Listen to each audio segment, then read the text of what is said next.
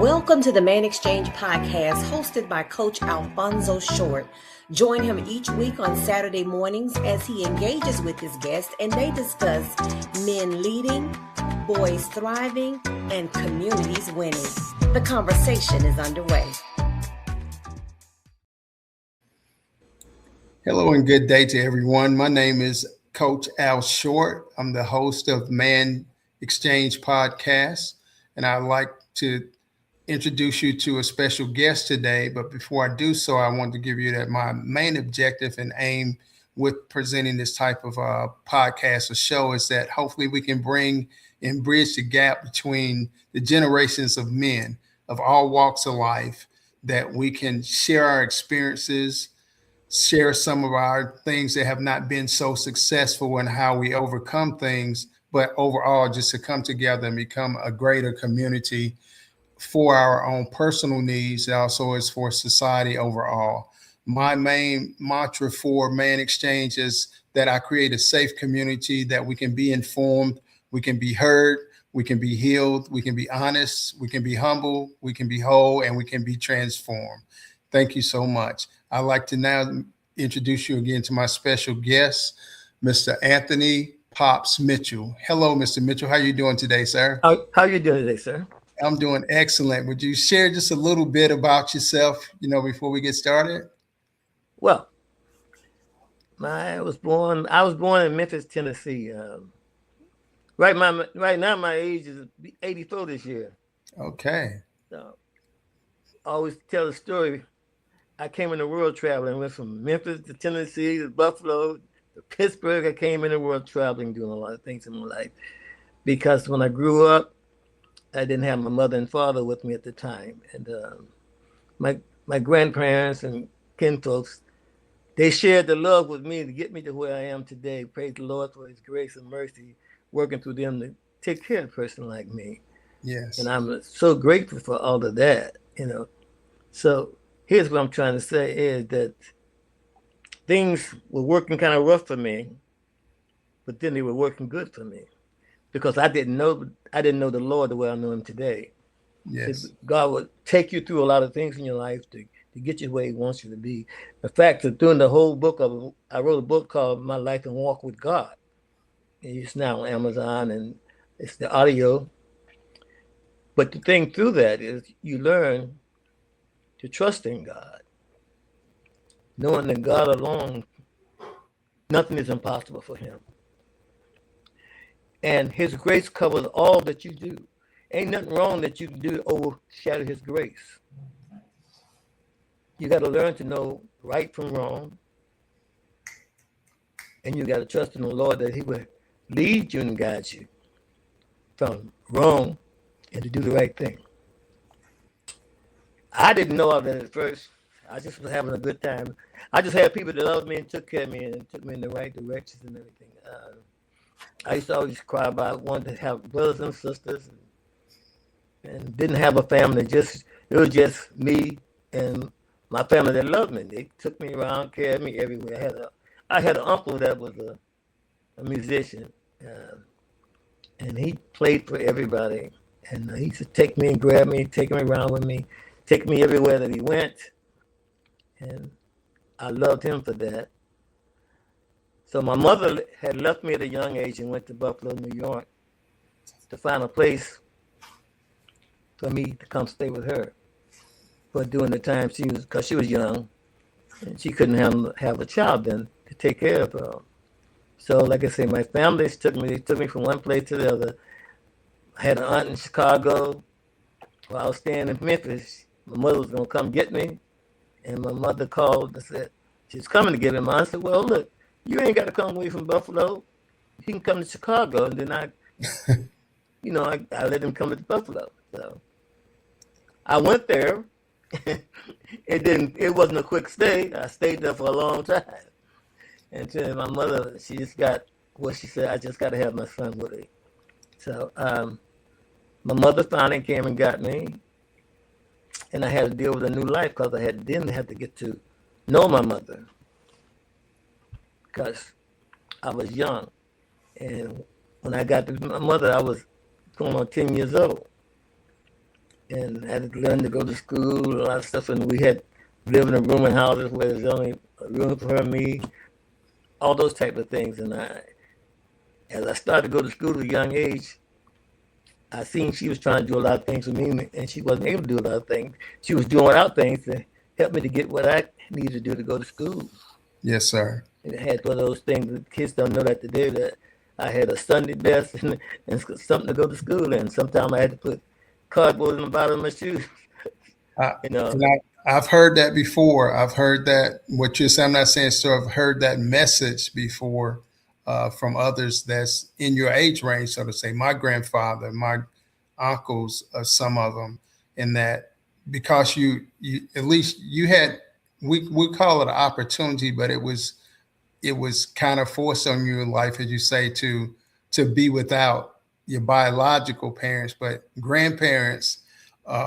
You really were blessed to have grandparents that could be real grandparents and support you, and you were able to be a traveling man, young man at the time, that you could adapt. You had to be able to adapt to things to be where you are today. I say that myself. My parents were not married very long together, but my grandparents were the village and to support, and there was no love missing, and there was only love that was the message that was given, presented to me to move on and continue to move forward. And as you said, you get stronger as you mature more, as you moving into a new environment where you were going to school. Most of all, that you're trying to get acquainted with your mother. Yep. You know, that you've been getting rules and engaging with the discipline from grandparents or probably aunts or some other members. Now your mother is here, and I'm sure even though those same people raise your mother, possibly it's still a little different, that she may have some different rules to the tolerance level of things you can do and don't do. Yes, and the thing was, when I started going to school, my mother was trying to do something. She was working at a laundromat, and she only made so much money to do what she had to do. So I tried to go to do like a little wagon service after school, go to the store and deliver people's groceries and all that to make money, help around the house and do some of the things we needed. So that's what I did for a while, because I love my mother, and she was just struggling. And she used to take me to the laundromat and show me stuff she did, taught me how to fold clothes and do all these different things. I learned, she taught me how to clean, how to do everything, cook, all of that. And those are life skills you need. Those are real needed life skills. We need more mothers and grandparents like that today, so that young men specifically, but young ladies too, know how to do those things for themselves. So you could have that love in you to be able to spread. So my grandparents and aunts and them, they gave me that love in me. So when I got my mother, I loved her. I was so glad to see my mother, you know. And then I seen she was struggling trying to take care of me. That it made me say, well, I can't sit around and do nothing. I got to help my mom. Yes. And so I did that. You know, I used to go to school and get out, had a little start singing around the classroom and stuff, and had a group. Me and my buddy Lonnie Smith, he passed away now. We grew up in school together, and we had a little group. We sang around in school. Then we stayed on the street corners singing. So we sung around a lot of different places, and everybody liked us. And we used to have people that had, you know, you get band to play with you, go sing someplace. And the band got a guitar player wouldn't halfway show up half the time. So which in turn made Lonnie and myself learn how to play keyboard. Okay. So we started to play the company one another. And that went on for a while. And during that time, God was working in my life. I started a big band called Samson and Delilah, traveling all around different places. Lonnie, he went to jazz, so he started playing with Georgia Benson. Different things. We both went different directions. But it worked out. I got a guy I met named Jim Sibley. He was a good friend. He said, man, if you learn how to play an organ, I'll give you an organ. So I got the chance. I said, okay. I started practicing with the organ. I had to go in the clubs and drive people crazy. Said, get that crazy boy off that organ up there, because they you know, making all that noise. But through it all, So did you teach yourself to play the organ? yes. So you very musically inclined. Historically had you always liked music, or there were other musicians in your family, unknown to you or knowing to you? Yes, I said my uncle he was a musician. And that's all I could hear was music. Okay. And I went up singing, and that ended up, and the singing, and the guys not being able to accompany me when I played it made you disgusted. So I said, well, you got to have your music right. So we start playing ourselves. But then you learn, you play, then you go around somebody else to play, you listen to them, then you add a little bit on what you got. And so that's how that started. I started out in school, I was playing trombone. But when I started singing, I put the trombone down. And my vocals took over till I could start playing. Well, what type of music were you all singing when you first started? Because as young men, were you singing, I say, church or gospel music then, or it progressed to that as you continued to grow yourself in Christ? Well, during then I was doing Frankie Lyman, Teenagers, and okay, Michael Jackson. You were singing, right? Yeah, I was whirly. Well, you were singing how, I won't say so much how you're living, what you were, the environment that you were operating in. Yeah. But regardless of what I sung, I was always clean with it. And your voice was being gifted because that's a talent that God gave you. Yes. So you were exercising that voice in preparation. I would say someone who's a believer that he was crafting you for a time such as this. Yeah, and that, we could go on for a long time. I'm gonna short it up. See, God was taking me through a lot of stuff. I lost my daughter. She died in my arms, 11 years old. After all of that, even while the hurt was not gone away, then I lost my mother. Then I had my aunt. She came to be with me while I was doing my mother's death. And I said, well, Auntie, I'm coming to see you. She said, yeah, you come see me, I had planned to go see her that summer. I went to see her, but she passed away. So I was hurt, through the loss of my daughter, my mother, and my close aunt. And I started saying, why me? Why? I started to dislike God because he looked like he was taking away everything that I loved in my life. But I didn't know that. And as I said, you got to go through to get through. Yes, so God sir. takes you through a lot of things in your life to get you where he wants you to be. You don't understand it. And even right now, I know it definitely, and you know it. But we still mess up. But his grace is so large, he covers us in the midst of all of that. And so you got to love whatever you're doing in life. I don't care if you're a carpenter, whatever, a musician, whatever you want to be. You got to love it and be determined to want to do the best of what you do. I agree. And now going back with such really trauma of the deaths of your loved ones as you were maturing yourself chronologically and going through life, and we know God sustained you, and you talk about your trials and tribulations. What was really would you say the biggest struggle that you had to face and come to the reality that you really have to say that you trust God, then you got to trust him? What was that aha moment, so to say? The aha moment was when not only the hurt, it's just he started transposing things. Like I was playing a lot of places, he started taking away a lot of things. Things that was happening, they stopped happening. And I was wondering why my wife, she got disgusted. She wanted to give up and quit playing. And so all the different things like that. And so while I was playing on weekends one place. I had a friend in Pittsburgh. His name was James Stevens. And he had a place for me to work. He said, why don't you work at my place for the weekend or something like that? And so I said, sure. So the jobs had started cutting down. So I played for him on the weekend at the clubs. Then after that, the clubs were giving me like less and less to play. And so I started working like regular time for him. And during that time, I went to play with a gospel group called God Special Edition. And they said, why don't you come and join our choir?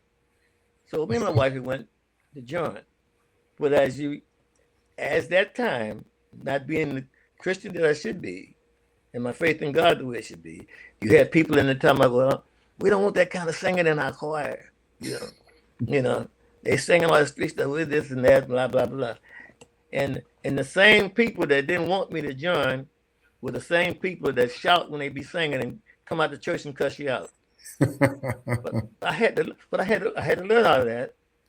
And so one Sunday at my church that I was going to, the Lord led me to join the church. Me and my wife both went down to join, and things start changing for me.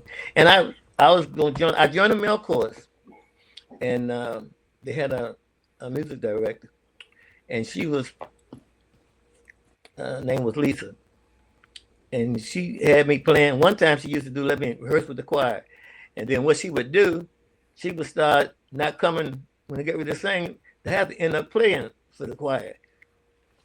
That went on for a little bit. So another friend of mine told, well, he should be getting paid if he's doing all this work like that. And so I had an experience too with that. So when I played for the choir, I always gave my all and all. And so everybody be taking time to look at me. Like, look at him. So I was wondering, was people taking the focus off of the book? They're looking at me. And so, and so I asked my choir director, do I look ridiculous what I'm doing? I don't, because I know when I was out in the world, I gave my all. So I figured, to God, I give my all.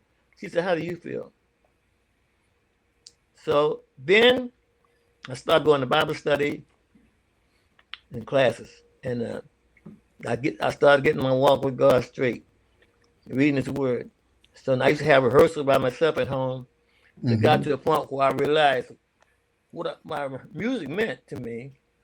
Not pleasing people was pleasing God. So if you please God, God does the rest of the people. Yes, sir. I had to get that one focus together, then I was all right. Just talk about how great I am, because I ain't nothing without God's working through me. And I realized that, and a whole big change everything started changing with me. We got a record out, and we called ourselves, got a name, Samson Dow. That's how that happened. The guy said, we called the song Will You Be Ready? They said, what name are y'all going to put? You need a name somebody can catch on to. I said, everybody's called a name, and I just missed it. I said, how about Samson Delilah? He said, oh, that'll work. That's work. And so not knowing what I'm saying, that's biblical. Yes. So that's the start of God, where He worked it into what He had me to do. And from that point, I started singing that group. And from that point, I got in charge of the male chorus. And through my male chorus, I took them out. We sung all around the cities and around places, go to nursing homes, hospitals, high-rise, going out. After we sing on Sundays and during the week, we go to these different places. And God led me to do to bless a lot of people that can't go to church. Take the word to them in song. Well, you went out and you shared the gospel with others. So, God definitely will not only make their lives fruitful, but continue to prosper you in what you were doing and the people who were involved with you. That's wonderful. I know you spoke of how once you started making your transformation, so to say, that there were places that were just cut off from you. There were people, I'm pretty sure, that it's not a matter that I don't know you, that just you were going a different direction now. And being in the entertainment industry in itself, speak of, I know things that were taken from you, you sung, that was also a financial means. Yes. That no doubt you had to trust God, that, like you said, even in your natural man, you said, I don't know, this is not right. This is not good. But as you said, God was crafting something even better for you. And you stayed on track to continue to use your skill and talent in helping others. So God continued to prosper you.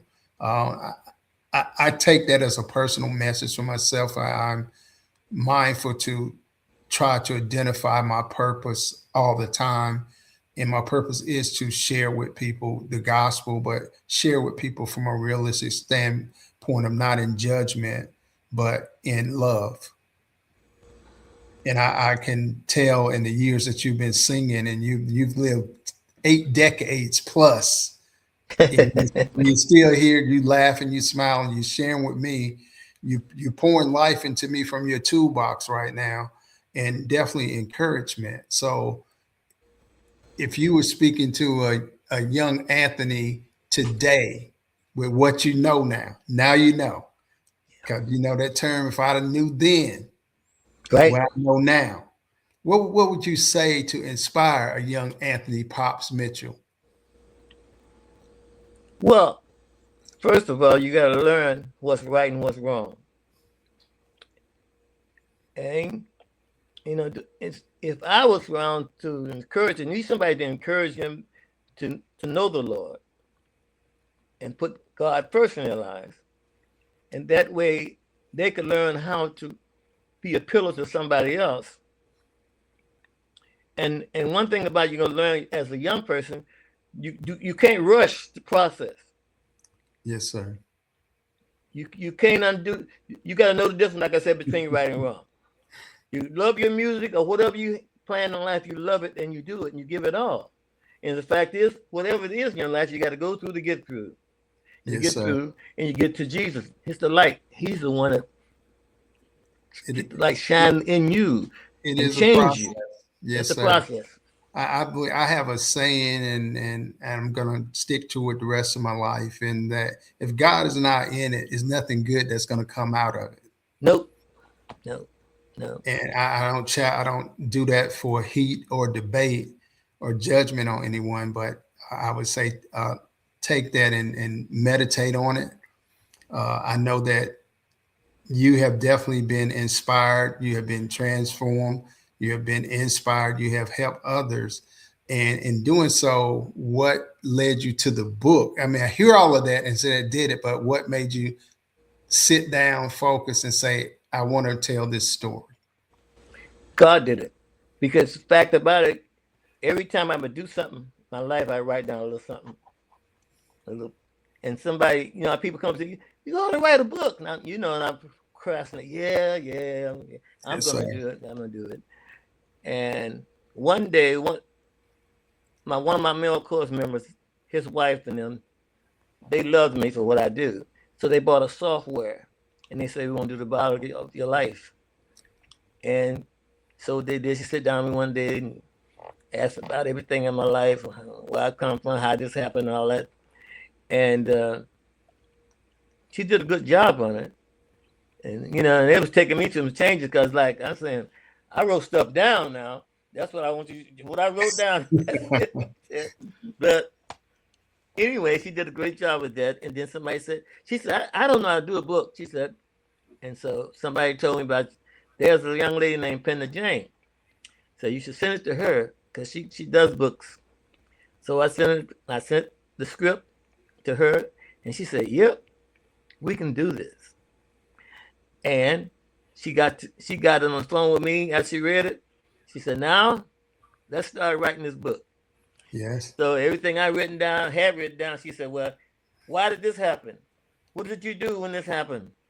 How were you feeling? All the stuff that hurt me. I had to go back into the hurt to tell her what really happened to me." So, but it all worked out. But I'm saying all this to say, when God wants you to do something, He puts people in your lives to orchestrate how it's going to get done. Yes, sir. Me, it never would have got done. I've been procrastinating, but He put them people in my life. They liked my walk, what I was doing. That's a lot in your life, what people see in you. They see Jesus in you, they see foolishness in you. You have to try to live right. And we know for a fact there's only one purpose. That's one perfect person. That's God. Right. He created like that. He had a purpose and a plan for us, and His plan is He's perfect. And you got to come to Him. Right. And if you can't you're perfect. You don't need Him. So that's the thing. Purpose, plan, God number one over everything. And we just work in excellence to the best of our abilities that we're granted to That's do right. that. you know, Right. and we would have a great success and surely a better success than not obeying. That's right. And you got to praise him when you don't feel like it. You're hurting Yes. in pain. See, when I was young, like I said, I got mad at God, all that. I don't do that no more now. Understand? Yeah. He got to be praised because I've seen the things he brought me to in my life. I had guns up to my head. I mean, I've been through a lot of destructive things. Driving, almost go over a cliff. I was riding through Erie when it was snowing real bad, and there was snow real deep. But most of all, there was ice up under that snow. We hit the brakes. I had no control of the car. It was running like a little snake on the road. The only word I could say was Jesus. Yes. I was And going you to ask you, know, who did you call? and he took over. We got out of it. Yes, I mean, sir. so God is awesome, and He's worked stuff in my life. Well, I trust and believe your testimony. You are a living testimony in itself. You're a blessing to those who have the opportunity to be exposed to you. I'm sure you're a blessing to those who get to hear you vocally, you and your group, or whoever is participating with you. And I wish you continued blessings. I'd like to thank you for being a part of my podcast today. I'd like to thank the audience who participated. And I hope that we will hear more from you. This is not a one-time shot that when I'm talking in the podcast, I may call you back some months or weeks from now and just doing a checkup, so to say, but also that I have the ability to connect with you. I'll be doing so. And if there's anything definitely that I can do as a man, I'm a man of God, that just to talk to you would be a blessing to me, to learn, and we can share, we can learn from each other our different experiences in life. I want to do so.